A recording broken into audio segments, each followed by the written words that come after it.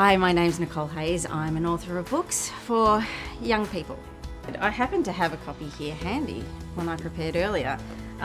This is the latest in a series called Little Legends. The series is called Little Legends, and this one is called Go for Goal. It's book 3. The first 2 books came out last year, Aussie Rules and Taking Sides. And yeah, this one's each character gets their own story, and this one is Ellie Little's story. So the series is about the Little cousins. There's twins, Oz and Ellie, and their cousin Sanjay, and they're mad football fans. They play for the Fresca Bay Falcons, and they are, it's basically how to navigate life, friendship, family, school, all of those things, and with football as their backdrop. It's a really fun, lots of football action, but also lots of silliness in there. I co-wrote it with Adrian Beck, who would be known for the Derek Jewell series and a lot of other silliness. So he's brought lots of humour to the series, and also fabulous illustrations by James Hartwich, who's a great illustrator too. So it's a lot of fun, lots of action, but also lots of heart. It's about kids having fun playing footy. It's really about all kids of all shapes and sizes, from all different backgrounds, all different families, and really like what you'd see in your local football club. Anyone who just wants to get out there and have some fun. So there are good players and not so good players, and kids who grew up with the sport, and Sanjay, who has come from India, who's moved back from India, and so in this season he's learning how to play for the first time. So lots of different experiences, and also just how football and sport generally can be such a great space for kids to kind of learn about social and community and all different issues, but just in a fun way. I don't remember ever making a choice about that. I feel like it was just something I always did. And as soon as I could, I was a reader. I was a big reader. I think that's probably the most very common amongst authors, is that they read a lot, and I did devour books as a child. But I wrote my first stories for myself and then for my dad, who loved to read them. When I was about, 6 or 7, I started writing them. One of the first stories I ever wrote was with like purple texture on like that printout paper that, left over from my dad's office or something. And the only reason I know this is because I'd written it for him, and it was a total rip-off of a Roald Dahl story. And, it was Fantastic Fox, but with, I think it was with a frog.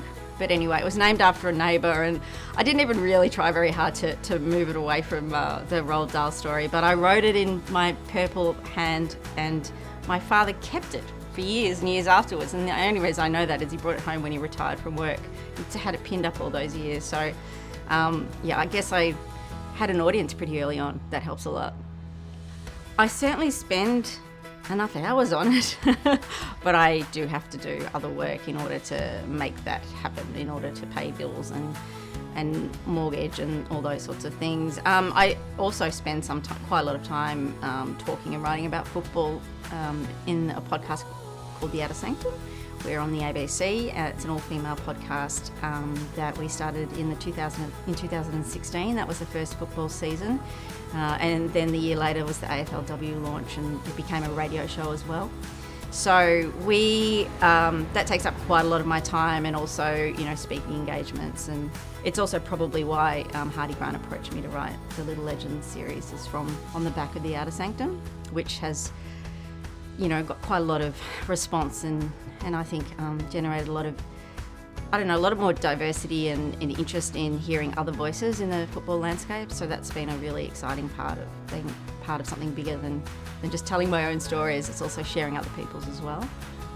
So yeah, I think it's sport like everywhere. There's a lot of issues around gender equity and equity across all sort of marginalised groups, and so it's a great canvas for that, because it's, it is considered a great equaliser in some ways. But of course, when it comes to prize money and pay and conditions, or even just which team gets the best coach or the paid coach or whatever, we have seen a lot of difference between how boys are treated and how girls. So really from grassroots up, and even at the elite level, you see quite significant pay disparity, prize disparity, all those sorts of things. And so What we do, part of what we do is really just to kind of shine a light on that stuff. And lots of people are talking about it in a much more productive way now. They're not picking it apart and looking for reasons and justifications so much. I think there's a greater emphasis on finding solutions.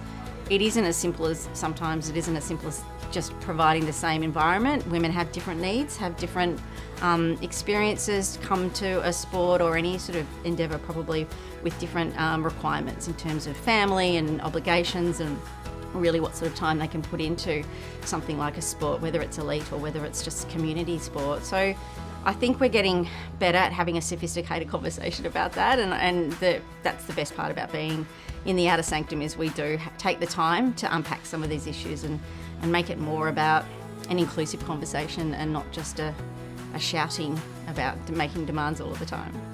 On International Women's Day, very big day in my calendar. I set everything around it, so I'm delighted to be here to do that, and I think it's really appropriate that our book this year is, focuses on Ellie, the female character, and her challenge with having some confidence issues because she's in a bit of a goal kicking slump. And so, she has rituals and she has plans, and when things don't go exactly according to how she's organised things, that she loses her confidence a little bit. And I do think that's an issue I've seen in my own daughters, their tendency to question themselves first before they, rather than look at being a bit more adaptable and trying different things. Their instinct is sometimes that the fear of failure can stop them from doing the things they want to do. And so her big goal is to overcome that and to find a way to reconnect with the game. I found it was really up and down. So I had patches where I was really productive, and I think that first lockdown, being in Melbourne, was there was something about that was like, we can do this, and this sense that we're all in this together, and that there are opportunities that we didn't have before. And obviously I saved a lot of time on commuting because there was no commuting, but I was also I teach as well, and so I was one of the people who had to convert everything online. And of course, that is being a sessional university teacher, there's not a lot of extra support for that, so a lot of time went into doing that, and that just wore me down a little bit. But having said that, I had so much I wanted to say, so I actually spent a lot of the time not writing the young adult or the children's stuff, except when I was on deadline, and obviously I still met all of my deadlines. I wrote an adult novel for the first time in a long time, so I had a lot of fun just exploring writing for adults, which I did used to do originally. So I don't know what I'm going to do with it. I wrote it freely and with the idea that no one's ever going to read it, which was, I think that opened things up a lot. But I found it really therapeutic. So I use that as therapy and not work, whereas my other writing is my work because there are people waiting for it and there are obligations with it. So I probably ended up doing a lot more than I meant, than I thought I would, and I ended up writing more words than I thought I would. As to the quality, we'll find out, I guess. But yeah, but there were definitely periods where I couldn't read, I couldn't write, I couldn't do anything, and certainly when I felt an obligation to write something, that was a lot harder to do. There were a few, and I did go through a period where I was especially when I wasn't writing, I found, well, at least if I'm reading, that's work, isn't it? That qualifies. And I went through quite a series of, I started the Booker list, and I think I did the Women's Prize list, and I didn't get through them all, but I just started working I gave myself a bit of a goal so that I wouldn't feel lost in the sea of all those possibilities. But the one that stood out to me is a novel called Sorrow and Bliss by Meg Mason, an Australian author. And it is beautiful. It is funny and sharp. The main character is Martha, and she's looking at her marriage to Patrick, which from the beginning of the story, we realise they've separated. And she's going back and looking at a very complex, quite messy, dysfunctional, extended family situation to try to understand what went wrong, and obviously looking at the marriage as well. And I don't know her humour is quite sharp at times, but it's also really warm and beautiful, and her insight and the poignancy of just some of her observations, really, they are both they cut through somehow, but they also managed to be so warm, and I felt a real connection. I highly recommend it. I'm going to read it again actually, and it's been a long time since I've found a book that I wanted to read twice so quickly.